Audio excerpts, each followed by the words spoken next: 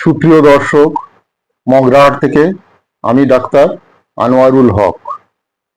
আজকে আমরা কিছুটা শেখার চেষ্টা করব হোমিওপ্যাথিতে সাদা স্রাব বা লিউকোরিয়াল ডিসচার্জে কি কি মেডিসিন আসতে পারে।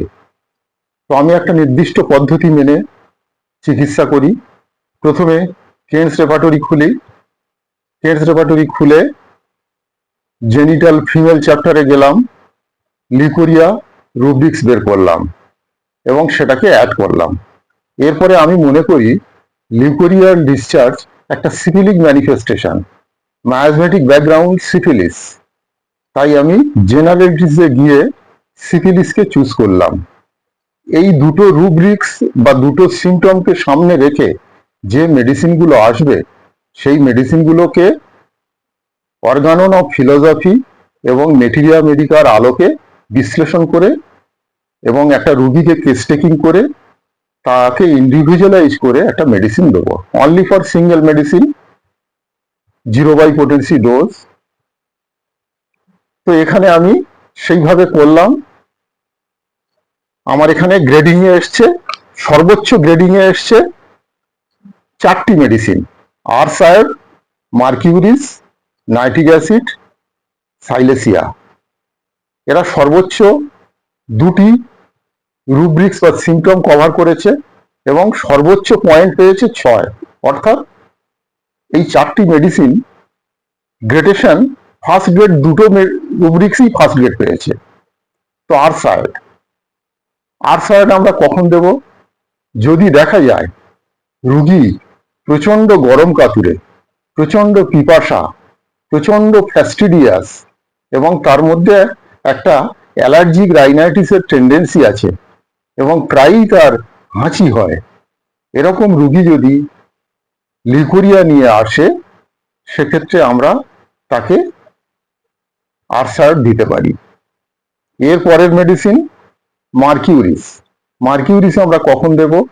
যদি দেখা যায় রুগীটার জিভটা মোটা থলথলে এবং জিভটা স্যালাইভাতে ভরা, ময়েস্ট, এবং প্রচুর পিপাসা, রুগী হিট কোল্ড রিলেশনে চিলি পেশেন্ট, তার অল ডিসচার্জ ওপেনসিভ ওডর আছে, যেমন ঘাম, প্রফিউজ ঘাম হয় এবং ঘামে তার কষ্ট কিছুটা লাঘব হলেও ঘামে প্রচন্ড গন্ধ, তার ইউরিনেও প্রচন্ড গন্ধ এবং তার স্টুলেও প্রচন্ড গন্ধ এবং তার আলসারেটিভ টেন্ডেন্সি আছে এবং কোনো জায়গা কেটে গেলে সহজে সেখানে পাস ফর্মেশন করে এবং রুগীর মধ্যে যদি লবণ খাওয়ার প্রবণতা থাকে তাহলে আমরা তাকে মার্কিউরিস দিতে পারি। এছাড়া আরেকটি ভালো সিমটম মার্কিউরিসের আছে, ঘুমের মধ্যে স্যালাইভেশন। এরকম সিমটম থাকলে মার্কিউরিস 0 বাই পোটেন্সি খুব ভালো কাজ করবে। এর পরের মেডিসিন নাইট্রিক অ্যাসিড আমরা কখন দেবো? যদি দেখা যায় রুগীর লিউকোরিয়াল ডিসচার্জের সাথে তার প্রস্রাবের দুর্গন্ধ ঝাঁঝালো হয় এবং সেই প্রস্রাব তারপরে যিনি বাথরুমে যান তার খুব অসুবিধা হয় এবং কষ্ট হয় এবং রুগী বদমেজাজি, একগুঁয়ে এবং রুগীর যদি কারুর সাথে ঝগড়া হয় সারা জীবন তার সাথে আর কথা বলে না, এরকম মানসিকতা সম্পন্ন রুগী যদি পাওয়া যায় লিউকোরিয়াল ডিসচার্জ নিয়ে আসে সেক্ষেত্রে তাকে নাইট্রিক অ্যাসিড দিলে খুব ভালো কাজ হবে।